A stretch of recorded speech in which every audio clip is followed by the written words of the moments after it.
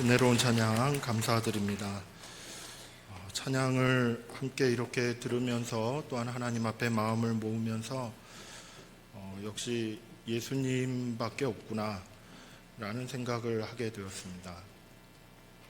정말 살아가면서 필요한 게 있다라고 하면은 저마다가 다양하게 이야기할 수 있겠지만 누구에게나 다 필요한 것은 하나님의 은혜임을 믿습니다. 그리고 누구에게나 다 필요한 것은 하나님의 진리임을 믿습니다. 은혜와 진리, 하나님께서 주시는 은혜와 진리가 부족하거나 없다 이런 느낌이 들게 되면 우리는 그야말로 이 세상에서 별난 사람들이 되고 맙니다. 맛을 잃은 소금처럼 그렇게 살 수밖에 없는 사람들이 되고 마는 게 아닌가 이런 생각이 드는 것이죠. 예수님을 믿는다 이렇게 생각하고 그렇게 말도 하고 그렇게 교회도 다니고 했지만 은혜와 진리가 내 안에 없다면 그것이 소진되고 고갈되어서 그저 그렇게 그냥 살아가고 있다라고 하면은 거기에서 무슨 능력이 있겠는가 이런 생각을 가져보게 되었습니다. 그러니 이 한 주간도 그저 예수님 묵상하며 예수님 안에 은혜와 진리가 충만한 그것을 묵상하며 하나님께 은혜도 구하고 살아갈 진리도 구하고 그러면서 한 걸음씩 걸어갔으면 좋겠다 이런 생각을 가져보았습니다. 예수 그리스도 안에 있는 은혜와 진리가 충만한 우리의 삶이 되기를 예수님의 이름으로 축복합니다.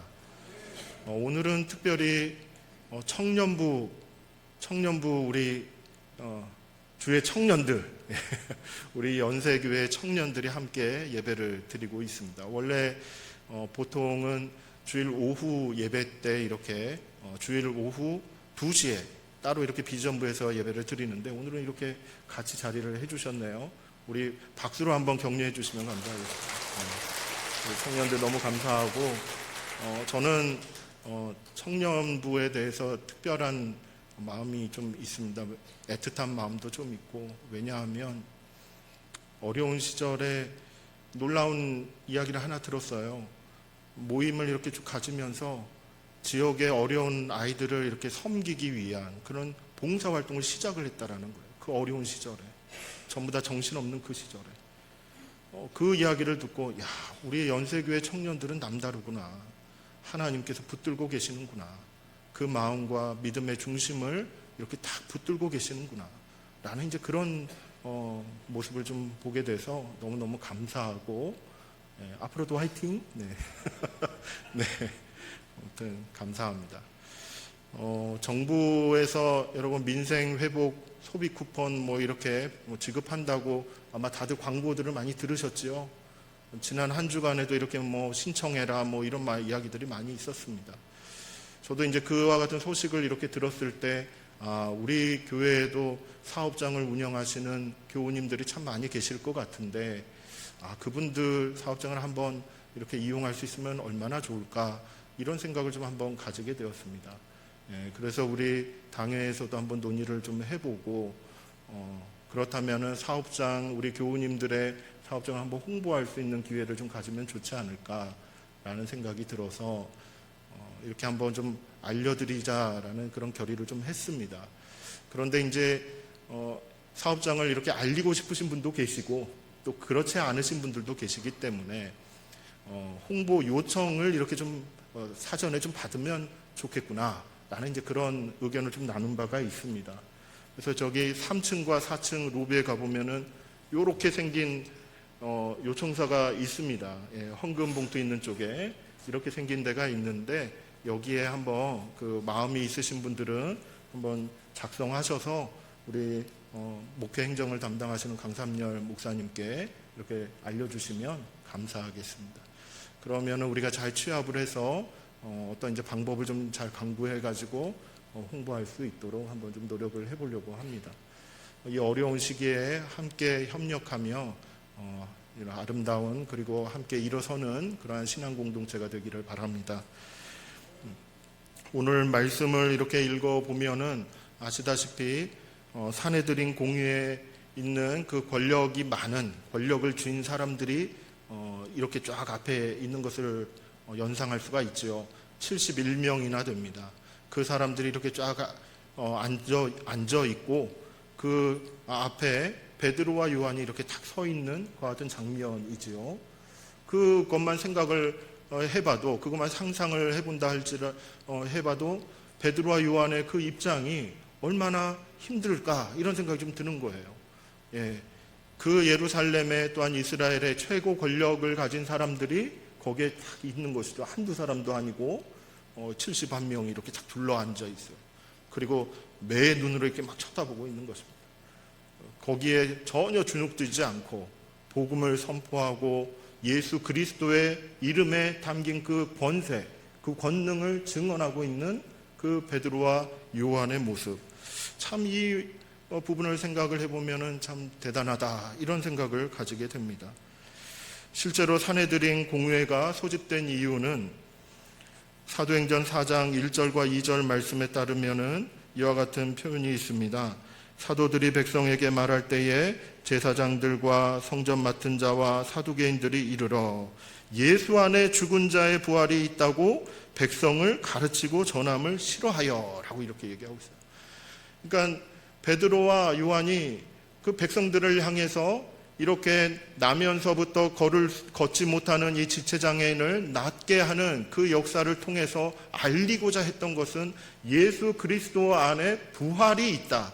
그 부활의 권능으로 그 지체장애인이 나음을 입었다라고 이렇게 선포하는 것이었어요.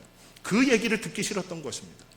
그때 당시에 권력을 쥔 사두개인들이 예수의 부활, 그 얘기가 또 나왔네. 예수님이 부활했다? 그 얘기를 듣기 싫었던 거예요. 그래서 이 베드로와 요한을 잡아다가 가두고 그 다음 날에 그 공회를 열었던 것이죠. 지금 그 장면 중에 이렇게 대화가 진행이 되고 있습니다.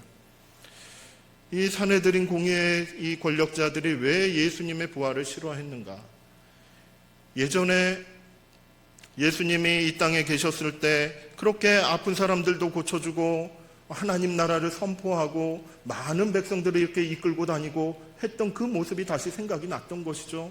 근데 그 모습이 결코 반갑지가 않았던 것이에요. 왜냐하면 자신들의 그런 최고 권력을 쥐고 있는데 백성들의 마음이 떠나게 될까봐, 자기로부터 떠나게 될까봐, 그래서 이 권력이 약화되고 그래서 자기들의 그런 치부와 또한 잘못된 것 같은 행사들이 다 드러나게 될까봐 두려웠던 것이죠. 그래서 예수님을 결국은 십자가로 이끌고 갔던 그와 같은 일들이 있었다라는 것입니다.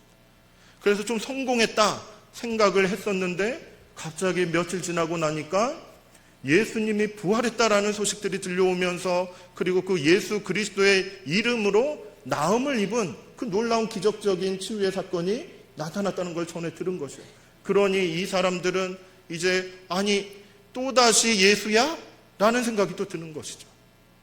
그래서 이 베드로와 요한을 붙잡아다가 그 자초지종을 파악하고 판단해 봐야 되겠다라고 이렇게 작정을 하는 것이죠.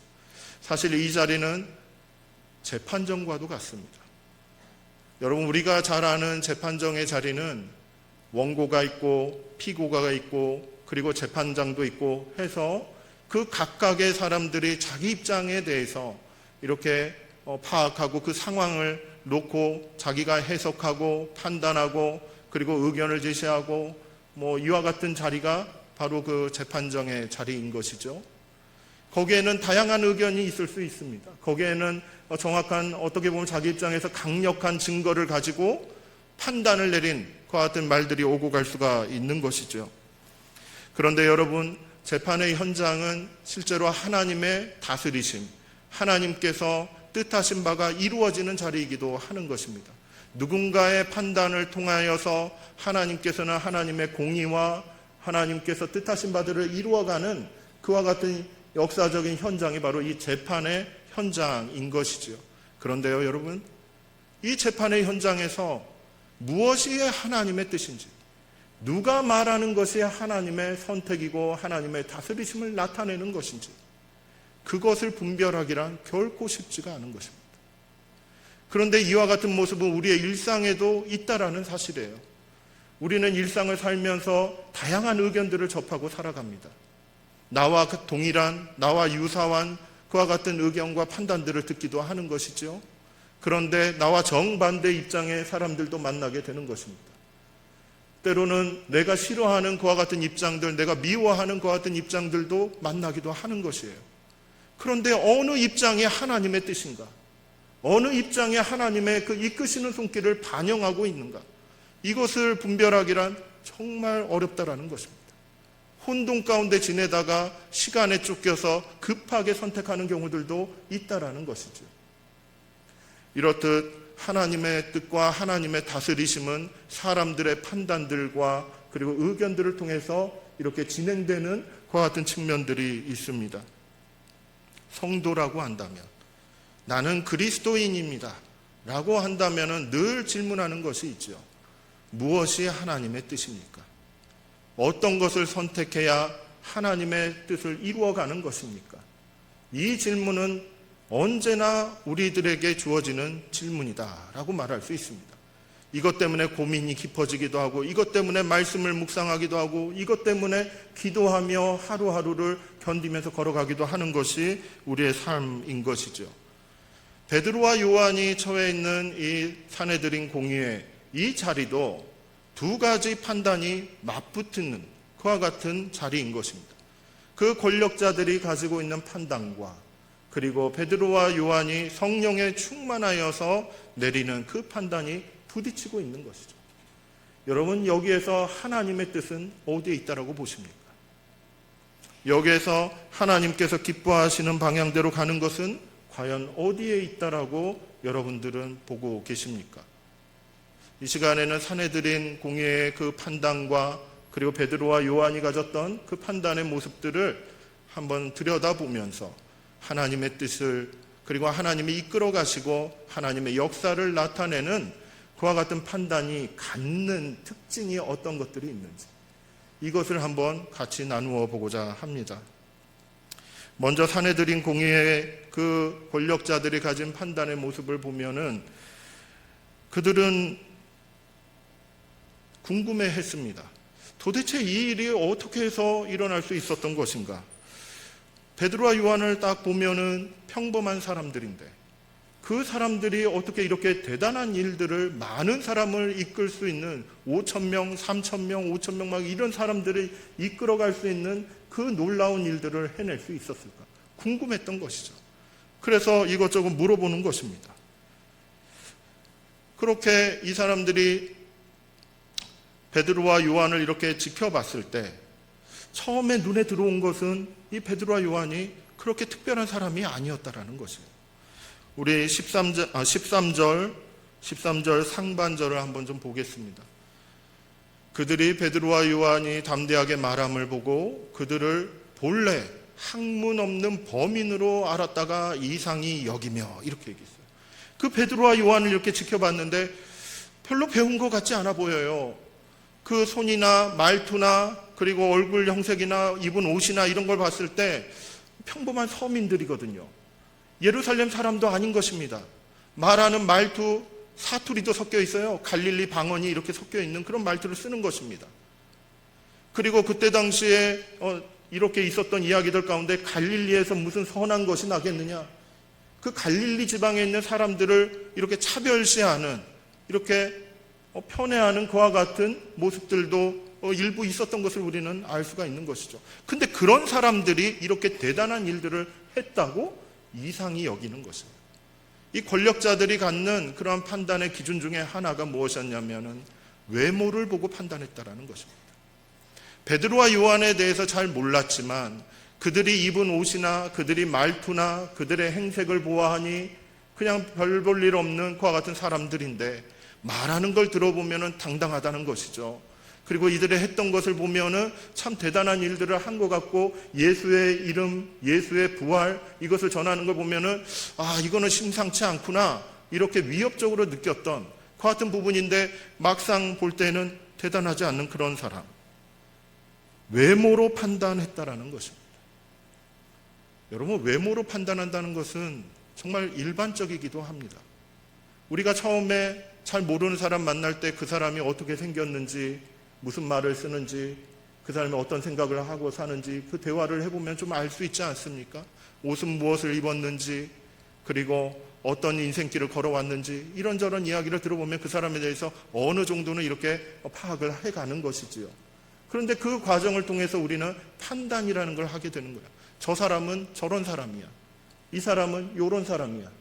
그렇게 우리는 나름대로의 판단 기준을 가지고 사람을 판단해 가기 시작합니다. 그리고 그 사람이 이런 일을 했다. 그럼 그 상황에 대해서도 그 사람의 외모와 경력과 이력을 가지고 판단을 하며 나름대로 이렇게 정리를 하는 것이죠. 이것이 우리의 어떤 일반적인 모습과도 같습니다. 이 사내들인 공의에 여기 있는 이 권력자들이 보여준 행태와 유사할 수 있다라는 것이죠. 그리고 이 권력자들이 보여주는 그 판단의 그 모습을 보면 그 특징이 하나가 더 나타나고 있는데 13절 하반절에 보시면은 이러한 내용이 나옵니다. 또 전에 예수와 함께 있던 줄도 알고라고 했어요. 또 전에 예수와 함께 있던 줄도 알고. 이 부분을 보면은 그 권력자들이 이상하게 생각했죠. 그런데 그 이상한 것이 풀리는 그와 같은 일종의 설명이 되는 지점을 발견한 것입니다. 왜냐하면은 이 사람들이 어떤 사람인지 몰랐거든요. 그런데 주변에서 누군가가 말을 하는 것입니다. 무엇이라고 말하냐면은 이 두 사람은 내가 겟세마네 동산에서 봤습니다. 이 사람들은 내가 이렇게 돌아다녀서 보았을 때 저기 예수가 어느 지역에서 또 어떤 마을에서 이렇게 치료하고 뭐 하는 그 사역할 때 열심히 도왔던 제자들 중에 한 사람입니다. 그와 같은 이야기를 들은 것이에요. 그러니까 전에 예수와 함께 있던 자였구나. 그러면 좀 풀리는 것이 있다라는 거예요. 아, 저 사람들은 그냥 그대로였으면 이런 일들을 할 수가 없는 사람인데 예수라는 사람하고 같이 다니다 보니까 이와 같은 일들이 일어날 수도 있었겠구나. 예수라는 사람이 그렇게 능력이 많고 대단한 사람이고 그와 같은 일들을 했으니까 그 제자라고 한다면은 그럴 수도 있지 않을까. 그러면 더 큰일이네. 왜입니까? 예수는 사라졌지만 제자들이 남아서 똑같은 일들을 지금 하고 있다라는 거예요. 그러면서 주장하고 있는 것이 예수의 이름으로 나음을 받았다. 예수의 이름으로 나음을 받았다. 사람들이 그렇게 쫓아가고 있다라는 거예요. 그러면 우리의 지위는 어떻게 되는 것인가? 내가 가지고 있는 이와 같은 기득권은 어떻게 될 것인가? 여기에 또한 문제의식을 가졌다라는 것이죠. 그러니까 베드로와 요한이 하는 그 행동들과 그 사역들, 그 역사들, 그 사건들을 판단하고 그리고 베드로와 요한이 했던 것 같은 말들을 판단을 할 때 이 사내들인 공의에 속해 있는 이 사람들은 무엇을 가지고 판단했냐면 이 사람이 과거에 무슨 일을 해왔는가, 어떻게 생활을 해왔는가, 그리고 누구와 함께하고 있었는가, 이 이야기를 듣고 그 사람을 판단했다라는 것이에요. 이것은 우리와 비슷하지 않겠습니까? 우리도 누군가를 이렇게 생각을 해볼 때 이력서를 보기도 하고 경력을 보기도 하고 어떤 공부를 했고 그리고 어느 회사에서 일을 했고 그리고 어느 교회에서 무슨 일들을 감당했고 하는 이와 같은 것들을 쭉 이렇게 살펴본 바가 있습니다. 그 사람의 과거에 대해서 들어본다라는 것이죠. 그걸 가지고 이 사람이 이렇구나 저렇구나 요렇구나 라는 것을 좀 판단해 가는 것입니다. 이 사내들인 공의에 있는 이 사람들도 비슷한 경향을 보이는 것이에요. 베드로와 요한에 대해서 몰랐습니다. 근데 전에 예수와 함께 있었던 자입니다. 그 이야기를 듣고 이제는 그렇게 정리를 내려가고 있는 것이죠. 우리도 어떤 사건이나 상황 그리고 그 의도들을 파악해 갈 때 관련 정보들을 여기저기서 수집하는 경향이 있습니다. 그리고 그 정보들을 분석하기도 하는 것이죠. 그 분석하면서 그 안에서 담겨져 있는 의미들을 이렇게 하나하나 나름대로 이제 도출을 해냅니다. 그리고 그것을 믿고 신뢰하며 판단을 내리는 것이죠. 그렇게 해서 결정을 해나가는 것이 우리의 일상 속에서 때로는 내가 알고 행하든지 모르고 행하든지 이와 같은 과정들을 거치고 있는 것이 사실입니다. 사내들인 공의에 속해 있는 그 사람들도 그러한 과정들을 거치면서 이 베드로와 요한은 위험한 사람들이다 라고 이렇게 판단을 내렸던 것이에요. 그래서 그들은 나중에 결론을 어떻게 내립니까? 17절 말씀을 보면은 이렇게 이 결론을 내리는 것이죠. 이것이 민간에 더 퍼지지 못하게 그들을 위협하여 이후에는 이 이름으로 아무에게도 말하지 말게 하자 이렇게 결론을 내리는 거예요. 이 사람들은 위험한 사람들이다. 그래서 민간에 더 퍼지게 되면 우리가 분리할 수 있다. 다시는 예수의 이름으로 전하지 못하게 하자. 위협하자. 그렇게 결론을 내리는 것입니다. 이와 같은 결론을 보면은 이 사람, 사내들인 공회에 속한 그 권력자들이 무엇을 위해서 이것을 결론을 내렸는지를 알 수가 있죠. 이들의 판단의 기준, 선택의 기준은 무엇이었냐면 자기들의 기득권이었던 것입니다. 자기들의 이익이었다라는 것이죠. 이 이익이 침해되지 않도록, 이 이익이 더 깎여지지 않도록 그렇게 결정을 해나갔던 것을 볼 수가 있습니다. 이렇게 세속적인 부분들을 추구해 가면서 베드로와 요한이 이렇게 벌였던, 그렇게 나타났던 하나님의 역사를 이렇게 감추고, 그리고 그 안에서 자신들의 이익들을 추구해가는 모습들을 볼 수가 있는 것이죠. 사실 여러분, 이러한 판단들, 사내들인 공회의 그 권력자들이 보여줬던 판단들은 상당히 일반화되어 있는 것이 사실입니다. 많은 사람들이 그렇게 하고 있습니다. 우리들도 부지불식간에 그렇게 판단들을 해나가며 교회 안에서든 사회 가운데서든 직장에서든 그렇게 우리는 살아가고 있는 것이 사실이죠. 그렇기 때문에 당연해 보이는 것입니다. 자연스러운 것입니다. 문제가 없어 보이는 것이에요. 그래서 누군가가 그렇게 얘기하면 남들도 다 그러는데 이렇게 이제 생각을 할 수 있는 것이죠. 그런데요, 여러분, 이와 같은 판단, 이와 같은 흐름들, 여기에는 주의해야 될 것이 하나가 있습니다. 뭐냐면은 아주 자연스럽고 아주 일반적이고 굉장히 이렇게 당연해 보이는 그와 같은 과정 중에 이들이 놓친 것이 있어요. 무엇이냐면 하나님의 일을 못 보는 것입니다. 하나님께서 다스리신다는 것을 볼 수가 없었다라는 것이에요. 그것을 발견할 수 없었다라는 것이에요.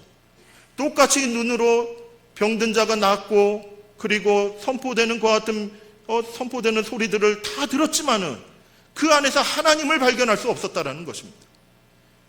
남들과 똑같이 일반적으로 외모를 보기도 하고, 과거의 경험들을 가지고 판단을 내리기도 하고, 그리고 자신의 이익들 아니면 공동체의 이익들, 이런 것들을 추구해 가면서 결정을 해나가고는 있지만 그 안에서 하나님이 하셨다, 하나님이 어떤 뜻으로 이렇게 이끌어 가셨다, 이것을 정리를 할 수가 없는 것이에요. 이것은 우리에게 있어서 굉장히 중요한 것을 시사하고 있습니다. 당연한 것이고 자연스러운 것일수록 어쩌면 하나님을 놓치게 할 수 있다는 것입니다. 우리는 하나님을 어디를 통해서 볼 수가 있습니까? 하나님이 하신 일들을 무엇을 통해서 우리는 확인할 수가 있게 되는 것입니까? 외모를 통해서 확인할 수 있습니까? 아니면 과거의 경험들을 하나하나 이렇게 따져보고 분석하면서 하나님의 일을 우리는 분별할 수 있습니까? 아니면은 세속적인 이익들을 추구하는 그 가운데에서 하나님이 하신 역사를 우리는 확인할 수 있게 되는 것입니까? 우리는 우리 스스로에게 질문을 해볼 필요가 있는 것이죠.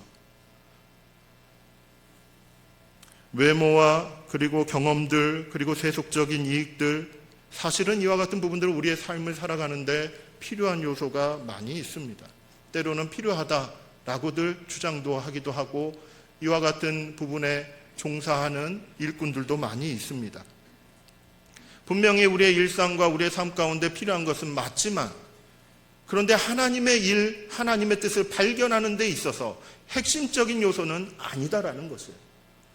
우리의 삶 가운데 이것을 고려할 만한 여지들도 있겠지만, 그런데 이것만 가지고는 하나님의 뜻을 분별할 수가 없다라는 것이에요. 그렇다면 여러분, 핵심적인 것은 무엇이겠습니까? 우리가 반드시 취해야 되고, 반드시 고려해야 되고, 반드시 이렇게 갖추어야 되는 그 핵심적인 요소들, 그 요소를 베드로와 요한은 가졌다라는 사실이죠. 그것을 우리는 베드로와 요한이 이렇게 선포하는 그 말씀을 통해 확인할 수가 있는 것입니다. 우리 19절 말씀을 우리 한번 같이 읽어보겠습니다. 19절 말씀입니다. 시작. 베드로와 요한이 대답하여 이르되 하나님 앞에서 너희 말을 듣는 것이 하나님의 말씀을 듣는 것보다 옳은가 판단하라. 아멘. 베드로와 요한이 이렇게 선포하는 것이죠. 하나님 앞에서 너희 말을 듣는 것보다 하나님의 말씀을 듣는 것이 옳은가 판단하라. 이렇게 얘기해요. 이 한 문장 안에 베드로와 요한이 가졌던 그 판단의 특징이 나타나 있는 것입니다. 첫 번째로 보여지는 것이 바로 하나님 앞에서 내린 판단이라는 것입니다. 사내들인 공회에 있는 그 권력자들은 자신들이 하나님 앞에 있다는 것을 잊고 살았던 사람인 것입니다. 그러니 사람만이 보였던 것이죠. 외모만이 보였던 것이죠. 하지만 내 앞에 누가 있는지, 나와 함께 하시는 분이 누구인지, 그분이 바로 하나님인지 이것을 분명하게 의식하고 있는 그 베드로와 요한은 그 한마디를 하는 데 있어서도 하나님 앞에서 말을 한다라는 것이에요. 여러분은 누구 앞에서 살아가고 있습니까? 여러분들 앞에 지나온 삶들을 돌아볼 때 사람들만 보이십니까? 하나님도 함께하고 계신다는 걸 보이십니까? 우리는 우리 스스로를 한번 돌이켜볼 필요가 있는 것이죠. 판단을 내릴 때에 누구 앞에서 판단을 내리는가? 누구를 의식하며 판단을 내리는가? 이 부분은 하나님의 그 역사하시는 부분들, 하나님의 나라를, 하나님의 다스리시는 그 모습을 발견해 가는데 매우 중요한 요소임을 우리는 확인할 수 있는 것이죠. 그리고 베드로와 요한이 보여주는 그 판단의 두 번째 특징이 있습니다. 그것은 사람의 말과 하나님의 말을 이렇게 구분했다라는 것입니다. 섞여서 무엇이 사람의 말인지 하나님의 말인지 모른 채, 혼동된 채 그렇게 상황을 보고 말을 듣고 했던 것이 아니라는 것이에요. 아, 이것은 하나님의 말이구나, 이것은 사람의 말이구나 라는 것을 분리할 수 있었다라는 것입니다. 조금 전에 읽었던 그 말씀 가운데서도 하나님 앞에서 너희 말을 듣는 것이 하나님의 말씀을 듣는 것보다 이렇게 얘기하지 않습니다. 너희 말과 하나님의 말이 어떻게 다른지를 나는 알고 있다라는 것이에요. 베드로와 요한은 그것을 분명하게 구분을 하고 있다라는 것이에요.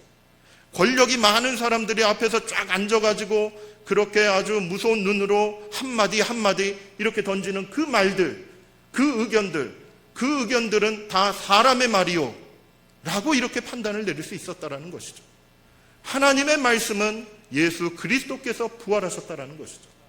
하나님의 말씀은 그 예수 그리스도의 이름으로 이 사람이 성하게 되었구나, 이것을 분명하게 깨닫고 있었다라는 것이죠. 여러분, 이러한 베드로와 요한의 그 판단의 모습들, 그 분석하고 그 상황을 이해하는 모습들에는 하나님의 말씀이 그 안에 충만해져 있음을 우리는 알 수 있게 되는 것입니다. 베드로와 요한은 예수님과 3년을 다녔지요. 수도 없이 들었습니다. 하나님 나라에 대해서. 그리고 수도 없이 보았습니다. 예수님이 이런저런 일들을 하시는 것에 대해서. 그와 같은 내용들이 다 축적이 되어 있었던 것이에요. 그런데 그 내용들이 정작 예수님이 십자가에 달려 죽으실 때에는 한 번도 나오지 않다가, 생각조차도 안 하다가, 이제는 이 성령으로 충만한 가운데에서 그 권력자들 앞에 있을 때에는 예수님이 하셨던 말씀도 기억이 나는 것이고, 그 쌓여져 있던 그 성경 지식들이 하나하나 이렇게 발휘가 되기 시작한다라는 것이에요. 그래서 두 가지가 필요한 것입니다.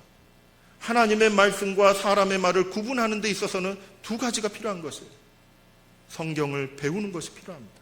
지식을 하나하나 쌓아가는 것이 필요한 것이에요. 하지만 그 지식이 우리의 일상의 삶들 가운데 다양한 의견들이 이렇게 들려올 때 그 안에서 하나님의 말씀과 사람의 말을 이렇게 구분할 수 있는 그 근거가 되게끔 하는 것은 성령으로 충만할 때 가능한 것입니다. 기도할 때 가능한 것입니다. 기도하며 성령을 구하고 성경을 공부하며 배우고 하나하나 쌓아져가는 그 노력들, 그 세월들 가운데 드디어 내 삶에서 이뤄지는 여러 가지 의견들과 상황들의 그 가운데 있는 하나님의 말씀을 우리는 분별할 수 있게 되는 것입니다. 여러분, 성경 앞으로 꼭 하시기 바랍니다. 기도하며 성령을 꼭 구하시기를 바랍니다. 여러분들 삶 속에 얼마나 많은 이야기가 들리겠습니까? 내 속에서도 얼마나 다양한 이야기가 들리는데요. 속에서도 들려요, 밖에서도 들려요, 혼동스러워요. 그 가운데에서 하나님의 말씀이 무엇인가, 이것을 구분할 수 있는 것은 성령으로 충만해야지, 말씀으로 충만해야지 이게 가능하다라는 것, 여러분 꼭 기억하시기를 바랍니다. 마지막으로 세 번째로 볼 수 있는 것은 21절 말씀을 한번 보십시오. 21절 말씀을 제가 한번 읽어보겠습니다. 관리들이 백성들 때문에 그들을 어떻게 처벌할지 방법을 찾지 못하고 다시 위협하여 놓아주었으니 이는 모든 사람이 그 된 일을 보고 하나님께 영광을 돌림이라 라고 이렇게 얘기해요. 하나님께 영광을 돌리는 일을 이 베드로와 요한이 했다라는 이야기지요. 이것이 뜻하는 바가 무엇입니까? 그 사내들인 공의의 그 권력자들은 자신들의 그런 위치와 권위와 이런 것들이 위협을 받을까 봐 두려워했다라는 것이죠. 자신들이 가지고 있었던 어떤 기득권이 무너질까 봐 두려워했다라는 것이죠. 그것을 기준으로 해서 위협하며 놓아주자 이렇게 선택을 했지만 이 베드로와 요한은 그것이 아니었다라는 거예요. 판단의 기준과 그리고 선택의 기준과 결정의 기준이 하나님께 영광을 돌리는 것이었다는 것이죠. 하나님께 영광을 돌리는 그와 같은 내용들, 그와 같은 사역들, 그와 같은 일들에 자신의 판단을 두고 근거를 두고 결정을 했다라는 것, 우리는 여기에 주목할 필요가 있습니다. 여러분 지금 고민하고 있는 무슨 사업이든지 진로든지 아무튼 거기에 대해서 여러 가지 의견들을 듣고 계신 분이 계십니까? 무엇이 하나님께 영광을 돌리는 것입니까? 무엇이 하나님의 말씀을 근거로 한 것입니까? 무엇이 하나님 앞에서 결정을 내리고 판단하게 되는 것입니까? 이와 같은 것들을 꼭 깊이 묵상하시며 기도하시며 말씀을 구하시며 성령의 충만하심을 구하시기를 바랍니다. 베드로와 요한이 내린 판단은 어쩌면은 일반적이지 않는 판단입니다. 자연스럽지 않을 수도 있습니다. 그리고 어떤 사람에게는 어색할 수도 있는 것입니다. 하지만 이들은 하나님 앞에서 하나님의 말씀을 분별하며 하나님의 영광을 위해서 판단하고 선택해 갔던 것을 우리는 주목해야 할 것입니다. 어떤 판단이 하나님의 뜻을 나타내며 하나님의 다스리심을 나타내는 판단이 될 것인가? 여러분은 누구의 판단을 따르기를 원하십니까? 여러분들의 삶에 있는 다양한 그 숙제들 가운데 과연 누구의 판단을 따르는 것이 하나님께서 옳다라고 여기시겠습니까? 우리 모두 하나님 앞에서 살아가는 거룩한 백성임을 믿습니다. 우리의 일상 속에서 사람의 말과 하나님의 말씀을 잘 분별할 수 있기를 바랍니다. 우리에게 주어지는 다가오는 여러 상황들과 여러 의견들 가운데 하나님의 영광을 드러낼 만한 것을 선택해 갈 수 있는 저와 여러분이 되기를 바랍니다. 이 모든 것이 성령으로 충만한 가운데 진행될 수 있음을 우리는 기억해야 할 것입니다. 늘 성령으로 충만하기를 소원합니다. 말씀으로 충만하기를 소원합니다. 그리고 믿음으로 담대하게 선택하며 걸어가는, 그래서 하나님께 영광 돌리는 저와 여러분이 되기를 예수님의 이름으로 축복합니다.